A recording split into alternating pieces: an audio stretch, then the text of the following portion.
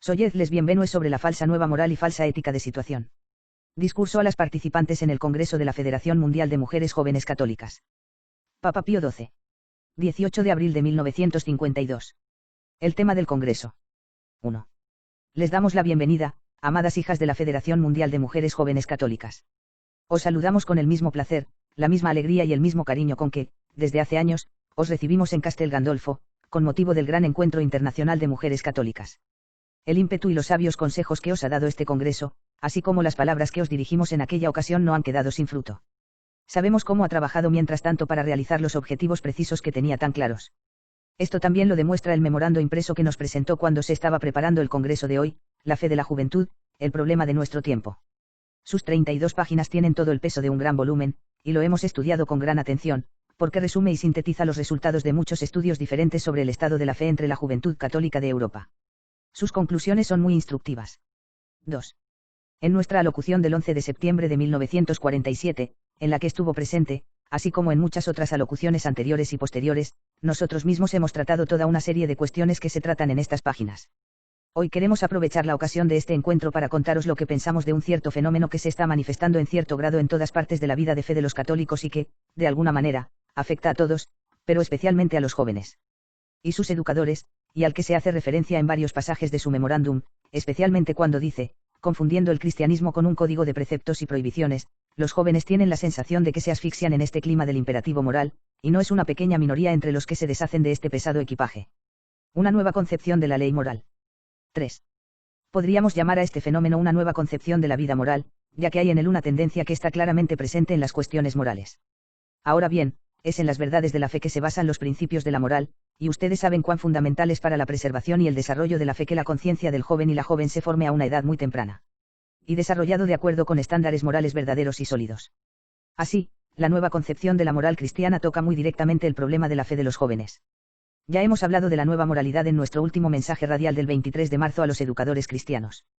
Lo que decimos hoy no es simplemente una continuación de lo que dijimos entonces, hoy deseamos descubrir las fuentes ocultas de esta concepción. Podríamos denominarlo existencialismo o ético, actualismo ético, individualismo o ético, todo entendido en el sentido restrictivo que explicaremos más adelante, y tal como se expresa en lo que de otro modo se ha llamado situación ética o moralidad según situaciones. Ética de la situación, su signo distintivo. 4.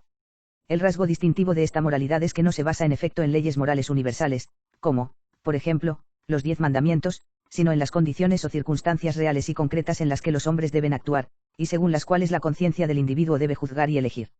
Tal estado de cosas es único y es aplicable solo una vez para cada acción humana. Por eso la decisión de la conciencia, como afirman los defensores de esta ética, no puede estar regida por ideas, principios y leyes universales. 5. La fe cristiana basa sus exigencias morales en el conocimiento de las verdades esenciales y su mutua relación. Esto es lo que enseña San Pablo, en su epístola a los Romanos, 1, 19 a 21, sobre la religión como tal, ya sea cristiana o anterior al cristianismo. A través de la creación del mundo, dice el apóstol, el hombre ve, se puede decir, capta al Creador, su poder eterno y su divinidad, y esto, tan claramente, que conoce y se siente obligado a reconocer a Dios y para hacerle honor.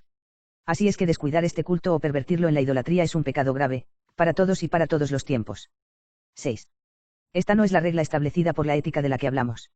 No niega abiertamente los conceptos y principios morales generales, aunque a veces se acerca mucho a tal negación.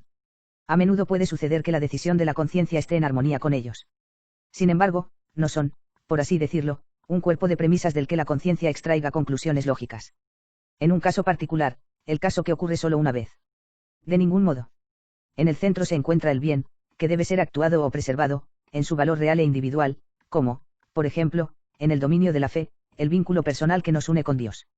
Si una conciencia seriamente entrenada decidiera que abandonar la fe católica y unirse a otra religión la acerca a Dios, entonces ese paso estaría justificado, aunque generalmente se clasifica como renunciar a la fe. O de nuevo, en el terreno de la moral, otro ejemplo es el don corporal y espiritual de uno mismo entre los jóvenes. Aquí, una conciencia seriamente entrenada podría decidir que, por una inclinación sincera, las intimidades físicas y sensuales están en orden, y estas, aunque permitidas solo entre personas casadas, se convertirían en expresiones permisables de esta inclinación. La conciencia abierta de hoy decidiría de esta manera porque de la jerarquía de valores extrae el principio de que los valores de la personalidad, siendo los más altos, pueden hacer uso de valores inferiores corporales o sensuales, o bien descartarlos, según las sugerencias de cada uno. Situación individual. Se ha afirmado con insistencia que, precisamente en virtud de este principio, en lo que respecta a los derechos de la persona casada, sería necesario, en caso de conflicto. Tales juicios de conciencia, por muy contrarios que parezcan a primera vista a los preceptos divinos, serían válidos ante Dios, porque, dicen, a los ojos de Dios, una conciencia seriamente formada tiene prioridad sobre el precepto y la ley. Por tanto, esa decisión es activa y productiva. No es pasivo y meramente receptivo de la decisión de la ley que Dios ha escrito en el corazón de cada uno, y menos aún de la decisión del decálogo, que el dedo de Dios escribió en tablas de piedra, haciendo es un deber de la autoridad humana promulgarlo y preservarlo. La nueva moralidad es eminentemente individual. 7. La nueva ética, adaptada a las circunstancias, dicen sus autores, es eminentemente individual.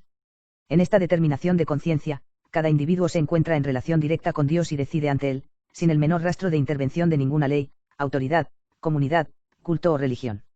Aquí está simplemente el yo del hombre y el yo del Dios personal, no el Dios de la ley, sino de Dios Padre, con quien el hombre debe unirse en amor filial. Vista así, la decisión de la conciencia es un riesgo personal, según el propio conocimiento y valoración, con toda sinceridad ante Dios. Estas dos cosas, la intención correcta y la respuesta sincera, son lo que Dios considera. No le preocupa la acción. De ahí que la respuesta sea cambiar esa fe católica por otros principios, buscar el divorcio, interrumpir la gestación. Todo esto encajaría perfectamente con la condición del hombre como mayor de edad y, en el orden cristiano, estaría en armonía con la relación de filiación que, según la enseñanza de Cristo, nos hace orar a Dios como nuestro Padre. Esta visión personal de las cosas evita al hombre la necesidad de tener que preguntarse, en todo momento, si la decisión a tomar se corresponde con los párrafos de la ley o con los cánones de normas y reglas abstractas.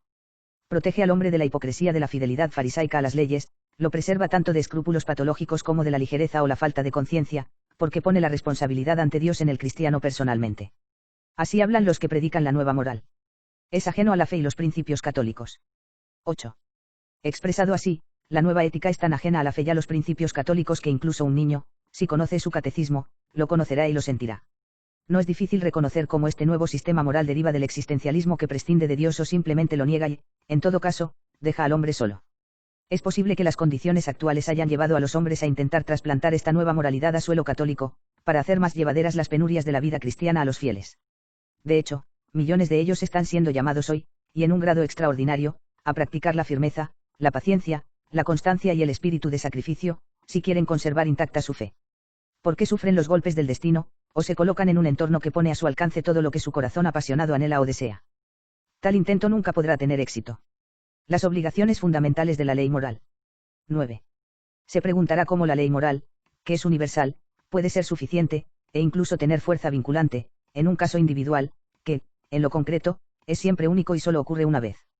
Puede ser suficiente y vinculante, y en realidad lo es porque precisamente en razón de su universalidad, la ley moral incluye necesaria e intencionalmente todos los casos particulares en los que se verifica su significado.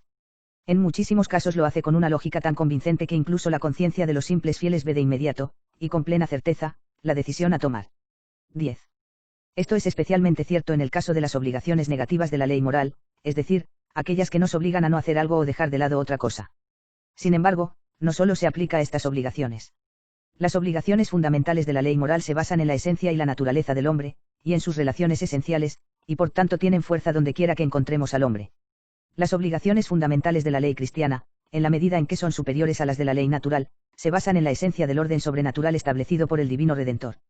De las relaciones esenciales entre hombre y Dios, entre hombre y hombre, entre marido y mujer, entre padres e hijos, de las relaciones comunitarias esenciales que se encuentran en la familia, en la Iglesia y en el Estado, se desprende, entre otras cosas, ese odio a Dios, la blasfemia, la idolatría, el abandono de la fe verdadera, la negación de la fe, el perjurio, el asesinato, el falso testimonio, la calumnia, el adulterio y la fornicación, el abuso del matrimonio, el pecado solitario, el hurto y el robo, quitando las necesidades de vida, privar a los trabajadores de su salario justo, Santiago 5, 4, monopolizar los alimentos vitales y aumentar los precios injustificadamente, quiebras fraudulentas, maniobras injustas en la especulación, todo esto está gravemente prohibido por el legislador divino.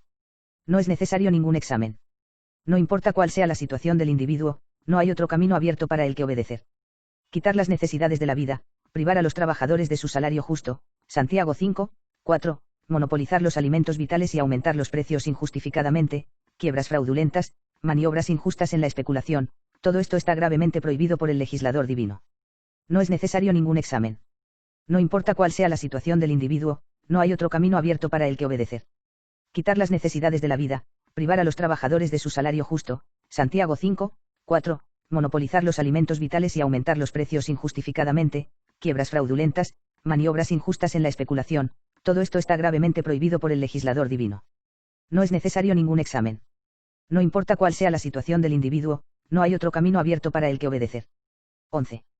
Por lo demás, frente a la ética de la situación, establecemos 3 consideraciones o máximas. La primera, concedemos que Dios quiere, primero y siempre, una intención correcta. Pero esto no es suficiente. También quiere el buen trabajo. Un segundo principio es que no está permitido hacer el mal para que el bien resulte, Rom 3, 8. Ahora bien, esta nueva ética, quizás sin ser consciente de ella, actúa según el principio de que el fin justifica los medios. Un cristiano no puede ignorar el hecho de que debe sacrificar todo, incluso su vida, para salvar su alma. De esto nos lo recuerdan todos los mártires. Los mártires son muy numerosos, incluso en nuestro tiempo. La madre de los macabeos, junto con sus hijos, santos Perpetua y Felicitas, no obstante sus hijos recién nacidos, María Goretti, y miles de personas más, hombres y mujeres, a quienes la Iglesia venera. Ante la situación en la que se encontraban, incurrir inútilmente o incluso por error en una muerte sangrienta. No, ciertamente no, y en su sangre son los testigos más explícitos de la verdad contra la nueva moral. El problema de la formación de la conciencia. 12. Cuando no existen normas absolutamente vinculantes, independientemente de todas las circunstancias o eventualidades, la situación que ocurre una sola vez exige, es cierto, en su singularidad, un examen atento, para decidir qué normas se deben aplicar, y cómo. La moral católica ha tratado siempre, y de manera extensa, este problema de la formación de la conciencia con un examen preliminar de las circunstancias del caso que se decidirá. Toda su enseñanza ofrece una ayuda preciosa para la orientación definitiva de la conciencia, ya sea teórica o práctica. Baste mencionar a las explicaciones de Santo Tomás, todavía valiosas, sobre la virtud cardinal de la prudencia y las virtudes relacionadas con ella, S.D. Segunda, 2 EI, Q 47 a 57. Su tratado muestra su comprensión de un sentido de actividad personal y de actualidad, que contiene todos los elementos verdaderos y positivos que pueda haber en la ética según la situación, evitando su confusión y desviaciones de la verdad. Por lo tanto, al moralista moderno le bastará conseguir la misma línea si desea hacer un estudio profundo del nuevo problema. La educación cristiana de la conciencia está lejos de descuidar la personalidad, incluso la de la joven y el niño, o de estrangular la iniciativa. Toda buena educación tiene como objetivo hacer innecesario al maestro, poco a poco, y hacer que el educado sea independiente, dentro de los límites adecuados. Esto también se aplica a la educación de la conciencia por parte de Dios y la Iglesia. Su objetivo es, como dicen los apóstoles, F4, 13, CF4, 14, el hombre perfecto, según la medida de la plenitud de la edad de Cristo, es decir, un hombre que es de edad, y que también tiene el coraje que va de la mano con la responsabilidad. Sin embargo, es necesario que esta madurez encuentre su lugar en el plan correcto. Por medio de su Iglesia a través de la cual él continúa actuando, Jesucristo sigue siendo el Señor, la cabeza y el amo de cada hombre individual, cualquiera que sea su edad y estado. El cristiano, por su parte, debe asumir la seria y sublime tarea de poner en práctica, en su vida personal, profesional, social y pública, en la medida en que de él dependa, la verdad, el Espíritu y la ley de Cristo. Esto es lo que llamamos moral católica y deja un vasto campo de acción para la empresa personal y la responsabilidad personal del cristiano. Peligros para la fe de la juventud. 13. Estamos ansiosos por decirte esto. Los peligros que acechan la fe de nuestros jóvenes son hoy extraordinariamente numerosos. Todos lo sabían y lo saben, pero su memorando es particularmente instructivo sobre este tema. Sin embargo, creemos que pocos de estos peligros son tan grandes o tan pesados en el presagio como los que la nueva moralidad crea para la fe. Los errores que surgen de tales distorsiones, de tal ablandamiento de los deberes morales, que fluyen con toda naturalidad de la fe, conducirían con el tiempo al envenenamiento de su manantial. Esta sería la muerte de la fe. 2 conclusiones. De todo lo que hemos dicho sobre la fe, sacaremos 2 conclusiones, 2 directrices, que dejamos con ustedes, para que den dirección y vida a toda su conducta como cristianos valientes. La primera, la fe de tu pueblo debe ser una fe que reza. Los jóvenes deben aprender a orar. Que esta oración sea siempre en la medida y en la forma adecuadas a los años, pero siempre con la conciencia de que sin oración es imposible permanecer fiel a la fe. La segunda, los jóvenes deben estar orgullosos de su fe y reconocer que cuesta algo. Desde la más tierna infancia, los jóvenes deben acostumbrarse a los sacrificios por su fe, a caminar ante Dios con una conciencia recta y a reverenciar todo lo que Él ordena. Entonces la juventud crecerá, con bastante facilidad, en el amor de Dios. Que la caridad de Dios, la gracia de Jesucristo y la comunicación del Espíritu Santo, 2 Ioar 1 y 13, estén con todos ustedes. Este es nuestro deseo para ti con el más paternal afecto. Como prenda de este afecto entregamos, de todo corazón, a cada uno de ustedes y a sus familias, a su movimiento, a todas sus ramas en el mundo y a todos sus miembros, la bendición apostólica.